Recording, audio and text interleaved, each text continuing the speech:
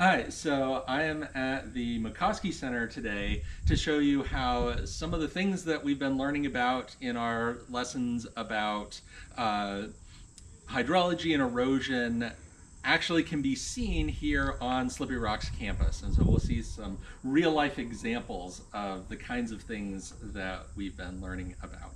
So I am here with. Hi, I'm Tiffany. I'm one of the graduate assistants here at the Macoskey Center. And I'm going to give you a brief introduction to the Macoskey Center.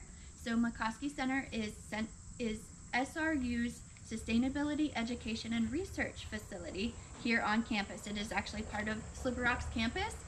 And we do that through education, demonstration, and research. So we're going to take a tour of some of our trails here today to learn about some of our hydraulic features here on campus. We're going to start right here because this is a good area to demonstrate how we've made some changes to our parking structure as compared to campus's parking structure. So if you look across the street, you can see it's a big hill, and there is the disc golf course and some other practice fields, and it all kind of flows down this way to us. We're below the rest of campus. So the problem with that is when it rains, all the water flows towards us. So all of campus has paved parking lots, but we've chosen not to pave our parking lot. We have a gravel parking lot to help with the rain catchment. So the rain, since concrete isn't penetrable by the water, but the gravel is. So more water will go down into the ground instead of flow across the ground here at the Macoskey Center. Another thing we have is, from our parking lot, we have this terraced rain garden, and we've planted perennial plants in it to help with the water catchment, to help filter the water down into the ground instead of flowing across. Because if this was paved and we didn't have this terrace garden, you can imagine what this grassy space here would look like. It would be very wet and soggy, or have standing water in it all the time. So the things we've done can help with keeping the rainwater in the ground instead of across the ground, and help with erosion, not having the erosion here. So our next spot we're going to go out on is on our Bluebird Trail. We're going to walk our Bluebird Trail and see some of the hydraulic features on our trail and what we've done to maintain them so we aren't getting our trails eroded away. So we're going to go this way.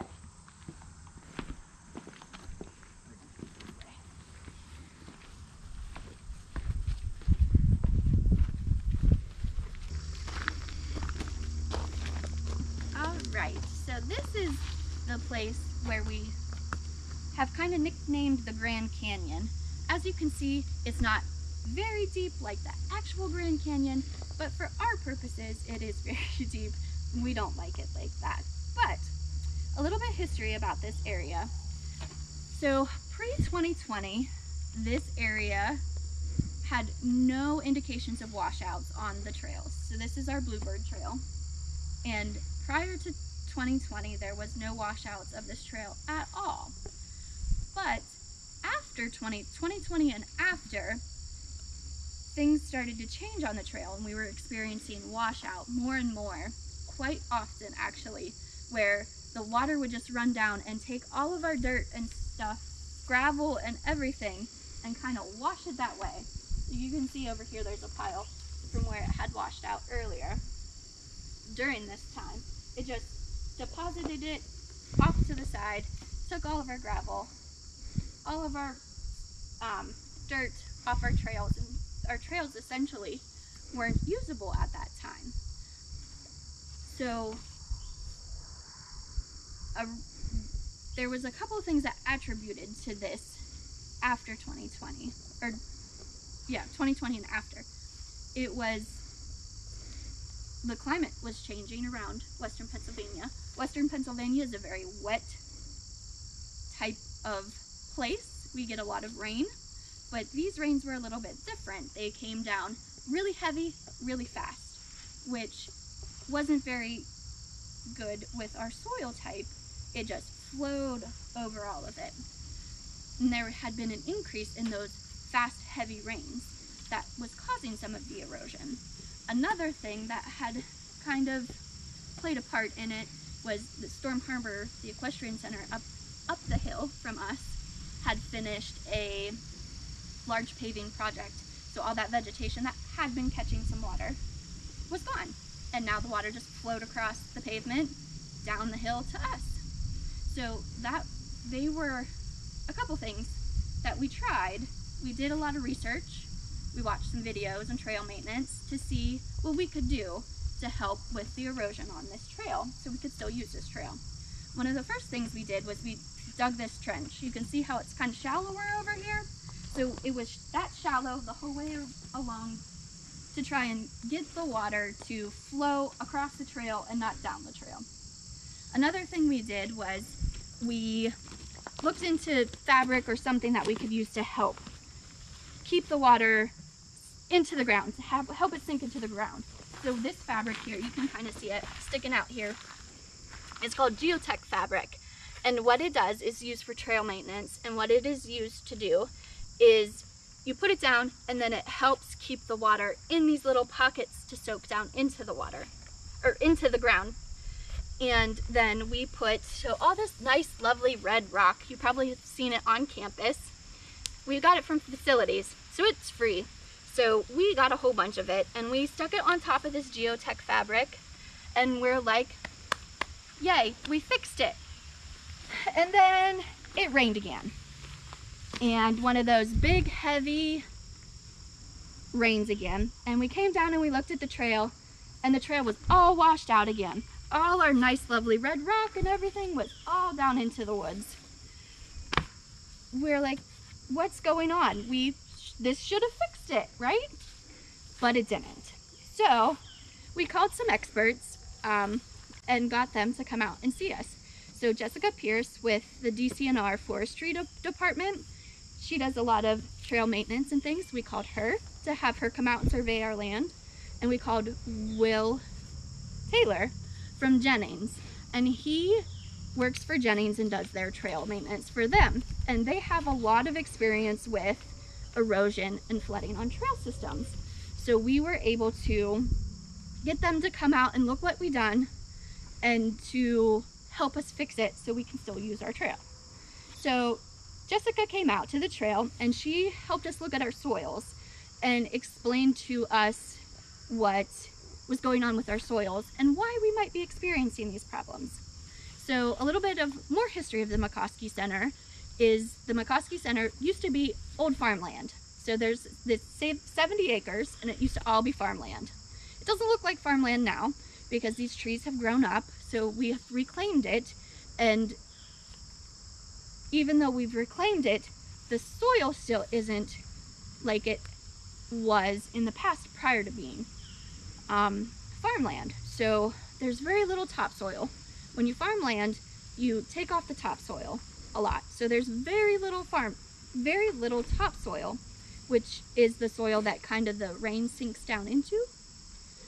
But the soil we do have is clay, and clay is not a very good permeable surface. The water kind of just flows over top of it. Not a lot sinks in. So that is part of the reason why we're getting all this washout on our trails, was our soil type. And then Will came out, and Will had us look at the contour map of our property. So this is our contour map, and we are right around here is where we are. So you can see how the lines, the gray lines, are the contours of our property. And if you look over this way, you can kind of see how the contours, like where the stuff would run down. So our trail had originally ran parallel with these lines. It ran the same way. And what that causes is the contour lines is where the water flows. So if our trails are running the same way the contour lines are going, the water's just going to flow down the trails and take everything on our trails with it. Okay, so that's not good. Another thing Will said was that for a good trail, it's to be perpendicular. So if your contour lines run this way, you want your trail to run this way, so there's little space that the water's flowing over. So we had to reroute our trail. Okay. And another thing he said was about this red rock. You can notice there's red rock here, but there's bigger limestone over here. So the red rock is too thin. It doesn't allow enough water to go down through. We need a heavier, bigger rock, like our limestone, to go over top the geotech fabric to actually keep the water inside instead of flowing over. Okay, so we'll get limestone. And the last thing he said to do was make your trench bigger. So to make our trench bigger, we had to build our bridge.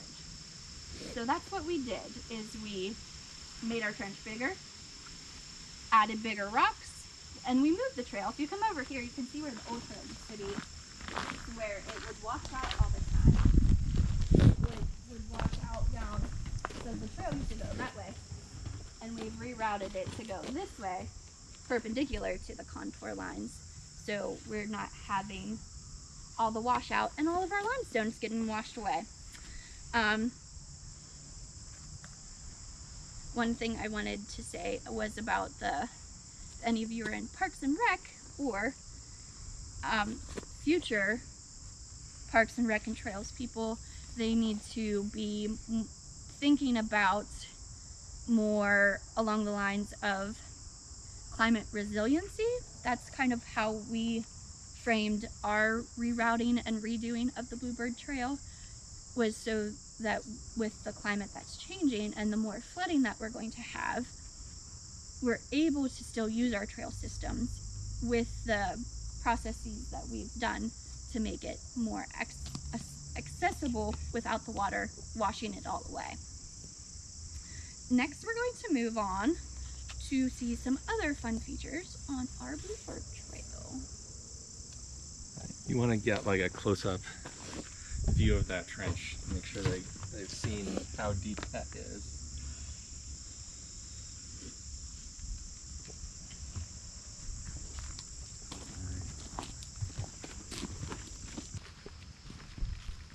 One of the features that we have on this trail specifically, and some of the other trails that you may hike on when you're out on public lands, is this kind of just 2x4 embedded into the ground.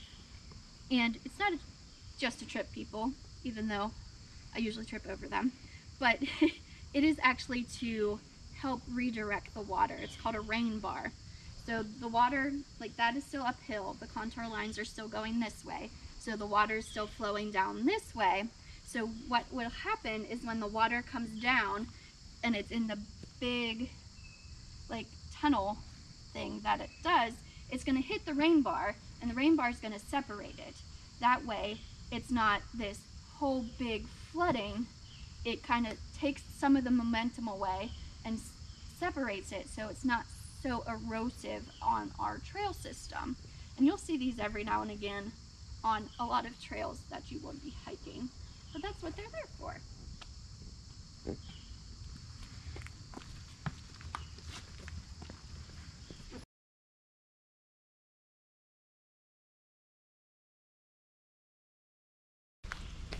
So this is a remnant of the old farming that was done on this property. So how farmers used to move water and redirect water off of their cropland was to build these things called furrows. You can see how it kind of dips down right here, and there's another one behind me.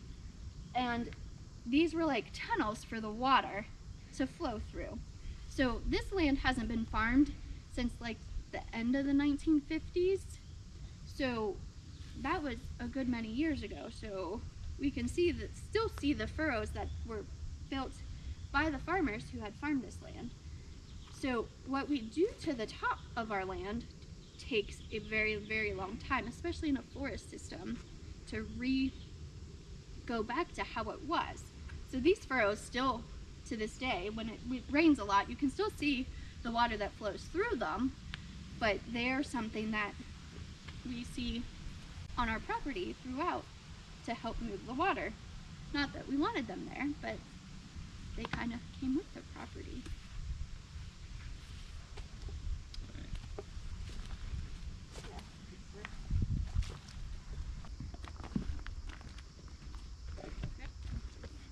So, as you can tell, if you look around, this forest looks a lot different than the forest we were in at the last bridge.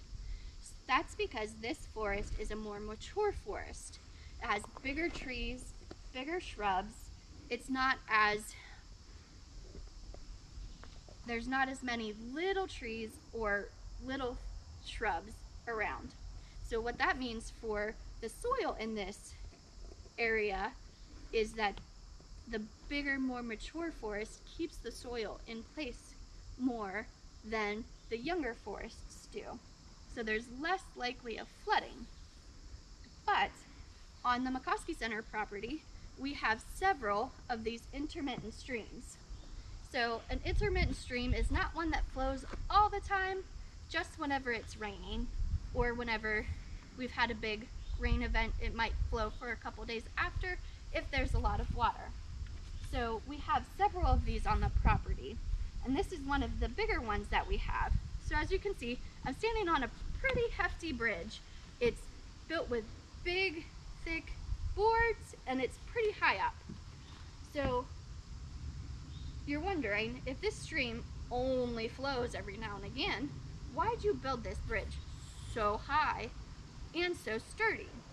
Well, that is because when the way our landscape is and the way our soil is that the quantity of water and the rate that the water is flowing is very high, both of those, which means there's a lot of fast moving water when we do get those rainstorms down through here.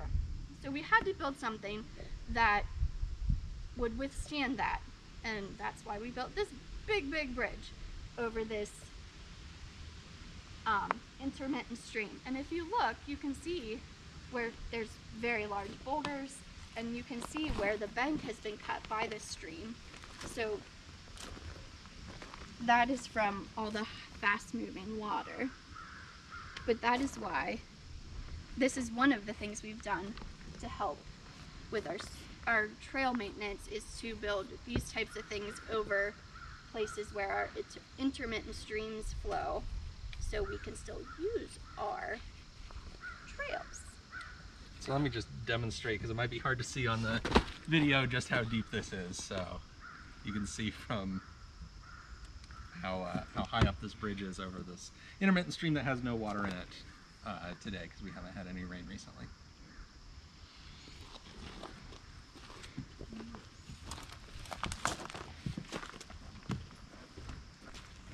So this is the same intermittent stream where that big bridge was. It just flows down this way. And you can see that there's some standing water in it from rains over this weekend, but the water's really not flowing. So that's what happens in these intermittent streams, is that the water might just stand, or it might dry up, or it'll flow really fast. And you can see how it cuts the bank and erodes the bank over here from it flowing, and how it flows down through here, and how deep this water can get when it's really flowing. Yeah, and you'll notice the erosion and the steep bank is on the outside of the curve as the stream meanders here, right? We get the steeper eroding bank on the outside of the curve, and then the lower bank on the inside of the curve where some deposition is happening.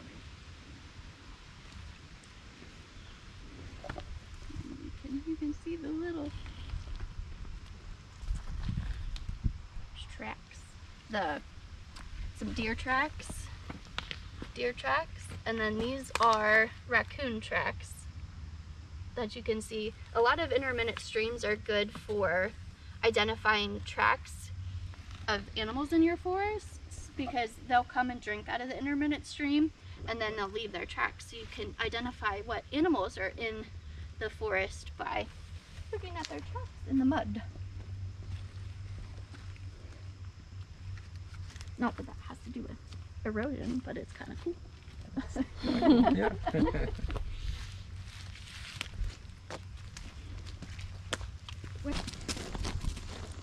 So you'll see that we've placed the big limestone rocks here.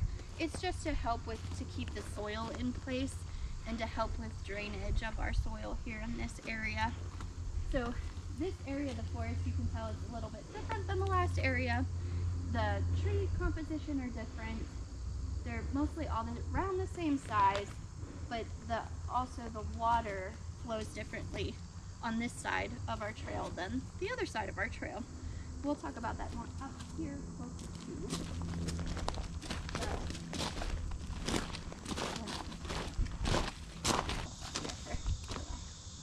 So this area, as I mentioned, the water flows differently in this area. So there might be a high quantity of water, but it's very slow. It's more of a seeping water, because up here is our delineated wetland area. So it stays wet most year round. And the water just, even though the contour lines are still going downhill this way, and the water's still flowing downhill that way, it is more of a slow seeping water than a fast moving water like the other side of the trail. So we've built this boardwalk so we can still keep our wetland area and still have access to our trail so people can walk and see it. So we are trying to work around what nature has offered us here on campus and in our space instead of going through it. So we go over it, but the wetland still exists. It still flows underneath our boardwalk, and it's still intact. So a lot of trail systems have been trying to work more around what habitats they have instead of just bulldozing over them to build a trail. So we're going to walk on our boardwalk here and go see our wetland area.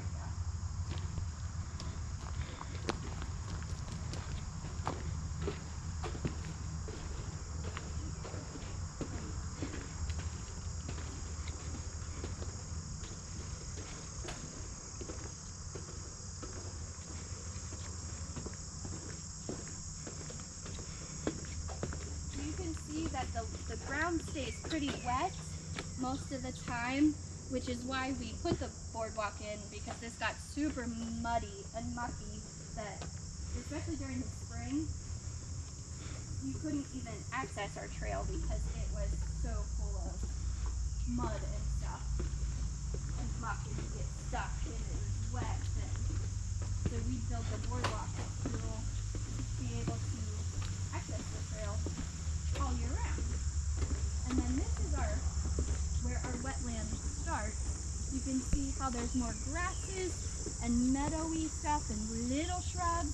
There's not a lot of trees, because trees don't really like all the water all the time. So the water is wet, and it just kind of flows underneath our boardwalk down into our forest and keeps on going.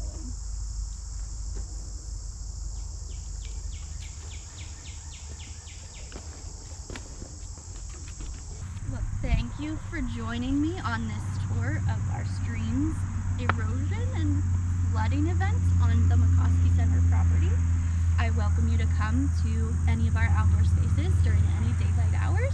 It's free and it's open to any student or public, and thank you. And you also do events here sometimes? Yes, we do events classes here. And things. Events, classes. Our events are encore, so keep a lookout for encore. And we have volunteer days. We have 3 volunteer days per semester.